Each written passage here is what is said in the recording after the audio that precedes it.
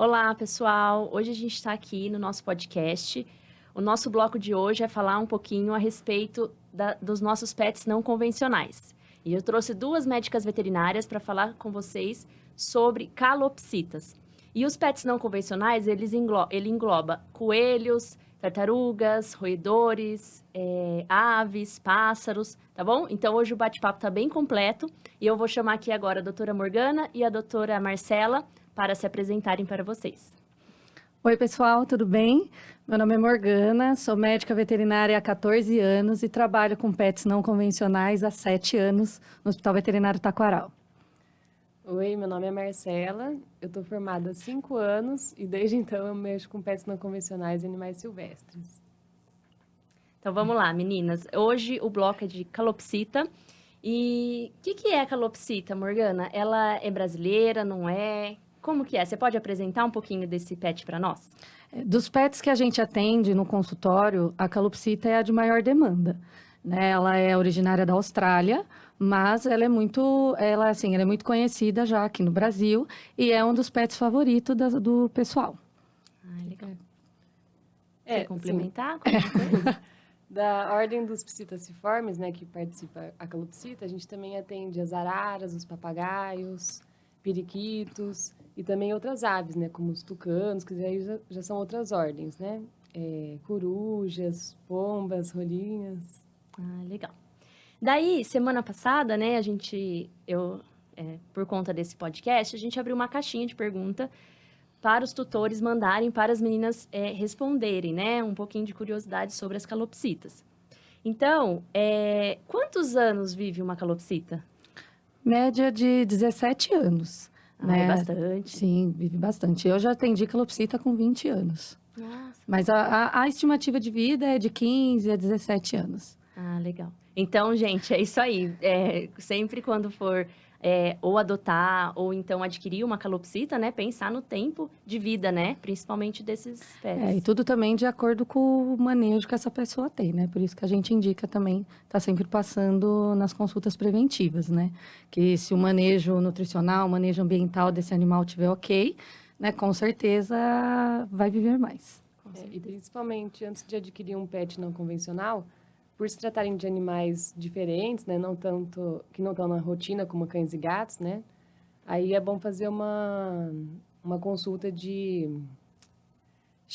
não de checagem, assim, para iniciar os primeiros cuidados, né? Do bebezinho que vai chegar, né? Sim. Não, legal. Falando um pouco do manejo, né? Como que funciona? O que eu posso oferecer, o que eu não posso? Porque eu já vi calopsita comendo pão com café. Isso eu vi numa casa de uma amiga que eu fui e eu achei, assim, super engraçado. Mas eu acho que, se tratando de alimentação, né, certa para esse pet, eu acho que estava completamente errada. Então, eu acho que o pessoal, por não conhecer, né, esse tipo de pet, eles acabam fazendo o que vê na internet, o que acha engraçadinho, porque hoje o Instagram tá, né, vários vídeos engraçados, então a pessoa acaba, vou fazer assim porque eu acho engraçadinho. Então eu acho que vocês nada mais sabem do que alimentação, né, que esse pet pode receber, como que vai cuidar desse pet em casa. Eu sempre falo para os tutores no consultório que o manejo nutricional ele é o pedestal de tudo. Né? Se o manejo nutricional vai ok para essa ave adoecer, sistema imunológico, né? Ela fica mais estável, né? Então é difícil ela desestabilizar e ficar susceptível a desenvolver alguma enfermidade, alguma doença. Então a nutrição ela é a base de tudo. Na internet a gente tem muita informação, né? Mas também tem muita informação boa. Então a gente tem que saber pincelar, a gente tem que saber pesquisar, mas também tem muita informação errada. Então, volta a importância de sempre procurar o veterinário especializado para estar levando o seu pet para ter as orientações adequadas. Né? Hoje em dia, a gente sabe que o ideal é a alimentação extrusada, né? Que é como se fosse a ração do cão e gato, ela é balanceada. Mas o pessoal ainda tem uma mentalidade muito voltada para o mix de semente. Que não possa, não é que não pode, mas ele é mais restrito. Então, a gente fala que a base da alimentação é extrusada e o mix de semente ele entra aí como um agrado 2, 3 vezes por semana. Como se fosse o petisco do cão e gato. Exatamente. Porém, a maioria dos pacientes que a gente recebe, né, nas consultas, a maioria ainda tem a base da alimentação, o mix de semente. Então, a gente orienta para não dar mix de semente a granel, para dar um mix de qualidade. Hoje a gente tem várias marcas no mercado que oferecem esses mix de qualidade, além de outras coisas que a gente pode estar oferecendo também. Quer complementar aí alguma coisa? A gente também pode oferecer, então, verduras, frutas, folhas verdes escuras, né? E também o que o pessoal gosta muito de oferecer é girassol. A gente tem que tomar cuidado, né, com a origem desse girassol. Não é proibido, mas a gente tem que tomar cuidado com o excesso, por ser um alimento muito gorduroso, né, que pode dar problemas aí de esteatose no fígado. E também da origem dele, né, o armazenamento, que ele pode conter, armazenamento errado, ele pode ter fungos, e isso acaba gerando doenças nos animais. Tá. E, por exemplo, né, uma dúvida minha agora, porque e se eu chego lá com uma calopsita que só come, né, semente de girassol, na verdade? Como que vocês fazem esse trabalho para poder estar tirando dela, né? Porque é um trabalho bem cansativo, né? Porque para você tirar o vício, né? É que nem você falou, do arroz e do café. Né? O arroz, a gente sabe que ele, depois de cozido, ele tem um índice glicêmico muito alto. Tá. Né? Então, isso acaba prejudicando as aves também. Mesma coisa o girassol, o excesso da gordura. Então, a gente tem que trabalhar todo em cima dessa ave. Na verdade, é um trabalho em conjunto com o tutor. A gente tem que conhecer a rotina do tutor, né? Como que funciona. É que nem quando a gente vai na nutricionista. Sim. Na verdade, a gente não pode mudar bruscamente, né? A gente tem que saber toda a rotina, toda a demanda, o que esse tutor pode oferecer. A gente sempre entrega uma orientação nas nossas consultas, né? O que pode, o que não pode, o que pode ofertar mais, menos, para ele tentando fazer essa troca. Eu, particularmente, de início, evito pedir para retirar toda a alimentação, que nem se come o girassol, vai continuar comendo girassol. Mas aí a gente orienta um girassol de boa qualidade e começar a colocar outras coisas nessa alimentação, ofertar outros alimentos para ver o que ela vai gostar, o que ela não vai, e depois fazer essa mudança gradativa. E sempre tentar introduzir a extrusada. Esse é o objetivo maior. Sim, e as calopsitas também têm uma personalidade muito forte, né? Então, é bem difícil a gente introduzir um alimento novo. Às vezes o animal ele não reconhece aquilo como alimento também. Aí tem que ser um trabalho bem árduo. Trabalho em equipe, né? Sim. Com o tutor e com vocês. Principalmente. Legal. E quantas horas elas precisam dormir? Uma tutora, desculpa, aqui de Campinas mandou. Quantas horas elas precisam dormir, né? Porque eu acho que, assim, depende da rotina do tutor também, né? Eu acredito. Na verdade, elas acabam acostumando com a rotina da casa. Mas a ave gosta de dormir bastante. Né? Eles precisam, né, dormir bastante. Cerca de 10, 12 horas. Então, a ave dorme cedo e acorda muito cedo. A gente sempre orienta às 18h30, 19 horas, já está colocando ela num quartinho, ou cobrindo viveiro, gaiola, ela tendo uma área de refúgio, para ela já fazer o sono dela. Tem umas que tiram umas sonequinhas no meio do dia e tudo mais, mas elas acordam bem cedo também. Aí que entra a importância também do banho de sol, né? Sim, é importante a ave tomar sol diariamente, né? Tomando os cuidados com o sol em tempos muito quentes, então preferir o sol antes das 10 horas da manhã e após as 4 horas da tarde, para ela conseguir fazer a síntese da vitamina D e metabolizar o cálcio no organismo. Principalmente na época reprodutiva também, né? Que aí já também muda o tempo de sono da ave. Para as fêmeas em reprodução é muito importante ela dormir o suficiente, porque isso influencia na postura delas, né? Legal. Bacana. Elas são vermifugadas, faz vacina? É também uma pergunta interessante. Bastante gente pergunta. Como Vacina não, a gente não vacina, né? A maioria dos pets não convencionais quase não tem vacinação, pelo menos aqui no Brasil. Né? Então, e vermifugação, a gente não orienta vermifugar como preventivo, igual a gente faz com cão e gato. Sim. A gente pede para fazer nessas consultas de rotina, né? Fazer o exame de fezes e, se houver necessidade, aí sim realizar a vermifugação. Tá, e se de repente eu tiver uma calopsita e quiser introduzir com a outra, eu não preciso fazer nenhum tipo de exame? Como que funciona? É bom fazer uma quarentena antes de apresentar tá. as duas aves, né?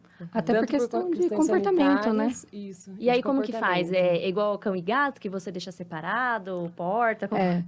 Na verdade, eu oriento deixar pelo menos 7 dias separado mesmo, para ver o Tá. comportamento dessa ave. Se está comendo normal, né? Às vezes você pega duas aves, uma é acostumada a comer semente, a outra é estrusada, por exemplo, então você tem que ir remanejando. Aí depois vai fazendo aproximação Uma e sempre apresentação. também levar para a gente ver se está tudo bem, score corporal, que a gente fala, né?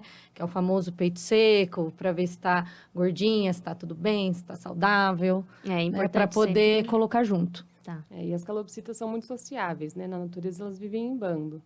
Mas geralmente em casa, quando ela está acostumada só com o tutor, pode ser difícil a apresentação a princípio. Uhum. Mas elas gostam, né, de companhia, de outras aves. É importante, assim, ter outra ave como companhia. Brinquedos, né? Eu vejo bastante também. Gaiola é sempre importante. Que daí entra a parte do enriquecimento ambiental, Sim. né? Que muita gente, às vezes, pega a calopsita como pet e acha que tem que cuidar igual o cachorro, né? Deixar solto em casa, e aí isso a gente já não indica. Né? Então, não é que a gente gosta de ver a ave presa na gaiola. Então, ela tem que ter o tamanho do viveiro, da gaiola adequada, com bastante enriquecimento, brinquedo, alimento, para ela não ficar estressada, desenvolver alteração de comportamento. E a gente não esquecer a ave solta, porque a ave solta, a gente pode pisar em cima, pode ocasionar acidentes, fuga, né? Entre outras coisas. Então, se solta sempre com uma supervisão, Exato. né, A gente fala soltura assistida. Sempre e junto a do respeito tutor. de corte de asa, como que funciona? Eu percebo que lá no hospital a gente recebe bastante, né? Pergunta, corte de asa, como que funciona? Se precisa ou não fazer, como Eu que acho que é meio opcional, né? E Não é precisa uma ser coisa feito assim, dentro do consultório, né? Não é uma coisa obrigatória de se fazer o corte da asa. A gente não indica fazer em casa, né? Porque ocorre às vezes de fazer o corte errado, a gente atender a ave com sangramento das penas, enfim, né? E na verdade o corte da asa, ele não impede a fuga da ave, né? Ela é para evitar Ela corre, que né? a ave Restringir o voo alcance dela. voos altos, Então, é para evitar que ela voe muito alto. Mas ela se ela tem que estiver no chão, conseguir né? planar, né? Ela não pode cair assim, porque senão ela começa a se machucar. Então, por isso que existe o corte correto. Sempre com um médico veterinário responsável. E especializado, de preferência, né? Mas, e aí, mais uma pergunta, né? A gente vai entrar no verão, né? Já estamos, um calor excessivo. Como que os cuidados, né? Como que o tutor pode... meu pet sente muito calor, aquele calor abafado. O que ele pode fazer para ficar mais fresco, né? A gente pode fornecer banheiras, né, para os animais. E Dentro também, da gaiola mesmo. Isso, dentro da gaiola. Tá. Que geralmente eles procuram nessa banheirinha ou então borrifar com um borrifador de água. Mas, assim, tem que ver se a ave está aceitando bem esse banho, né? E geralmente elas mesmas procuram o banho. Elas gostam quando às vezes você borrifa, né? Psitacídeo maior, não a calopsita em si, às vezes você pode fazer até gelinho de polpa de fruta, que a calopsita por si só ela não aceita muito, mas outras aves aceitam bem. Né? Ventilador, ar-condicionado, desde que esteja numa temperatura amena, mas tem que tomar cuidado porque deixa o ar muito seco. Então, eu sempre falo, tem ave em casa, é sempre interessante você ter um umidificador de ar, né? Para manter a umidade do ambiente também. Legal. Né? Elas não aceitam temperaturas muito baixas, porém, muito quente também não. Então, tem que estar ali no meio termo, 25, 28 graus no máximo. Corrente de vento também tem que Corrente de tomar cuidado, vento, né? porque eles têm... A parte respiratória delas é diferenciada, que elas têm os sacos aéreos, né? Possuem os sacos aéreos. Então, tem que tomar cuidado também com a corrente de vento. Legal. Bacana.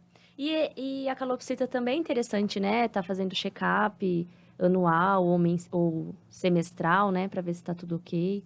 Elas também fazem exames, né? Complementares, que também é uma pergunta bem interessante, né? Faz exame de sangue, faz exame de fezes, raio-x, ultrassom, igual dos outros pets. Cães e gatos. É importante fazer exames periódicos também, principalmente de aves mais idosas, né? Ainda mais com a alimentação adequada, o manejo adequado, que hoje em dia está mais propício, né, aos tutores. Elas envelhecem, estão atingindo a idade madura, né, por mais tempo, então os check-ups também têm que ser mais recorrentes. Entendi. Eu geralmente indico o semestral. Semestral ou anual, dependendo de cada caso. Se já né? for um paciente que É acompanha. lógico que tem animais que precisam ir numa frequência maior, mas a maioria é semestral ou anual. Legal. E é a última pergunta aqui que o tutor enviou para nós. É o sol, né? Você já tinha falado do banho de sol, mas qual horário você indicaria assim para o banho de sol? Porque a gente sabe que vai pôr no banho de sol no quintal, ela tá dentro de uma gaiola, não tem para onde escapar se o sol aquecer demais. Então assim, qual que é? O que vocês indicam o horário? Como fazer? Se precisa pôr metade da gaiola na sombra, se não? Tem que ter uma área de refúgio para eles, né? Caso eles não estejam aceitando o sol, né? E eu falo que é igual bebê, antes das 10 da manhã e Banho. após as 4 da tarde. Sim. Então tem que ser o sol mais ameno. Ah, legal. E tomar cuidado também com calopsitas mais claras, né?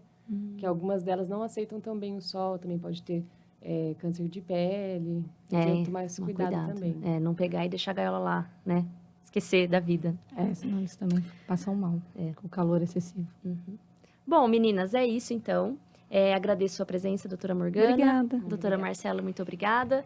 Pessoal de casa, é isso então. Hoje nós falamos um pouquinho de calopsita, tá bom? Agradeço a participação de todos. E fiquem aí com a gente, que a gente tem bastante bloco pela frente para falar um pouquinho dos nossos pets não convencionais e dos nossos cães e gatos. Muito obrigada. Até mais.